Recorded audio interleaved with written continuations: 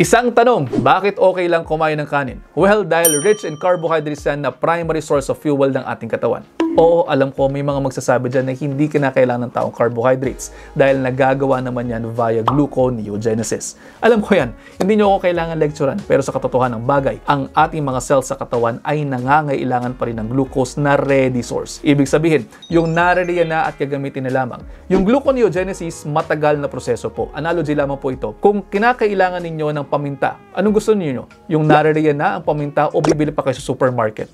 Magtatagal kayo ng maigi at po pwedeng yung niluluto ninyo ay hindi maging maayos ang lasa sa pagkakaluto. Ganon din po sa enerhiya. Kung kinakailangan natin ng asukal sa katawan, for example, nag-hypoglycemia na kayo at marami ang nagkakaganito tapos aantayin pa natin ang proseso ng gluconeogenesis, ay nako, baka nakomatos na kayo, hindi pa dumarating ang glucose from the other sources na yan. Kaya again, moderation, variety, and balance are key. Wala naman akong sinabing kainin ninyo ang isang bandehadong kanin sa isang upuan. Lagi ko nga paalala sa inyo, yung sapat lamang para sa inyo at sa allowance inyo. Okay? Lahat ng tao may allowance sa mga kinakain at yun, almost 1 minute na to. I hope you're all 1 minute wiser. Pusuan, kung may natutunan. See you next episode. Ingat.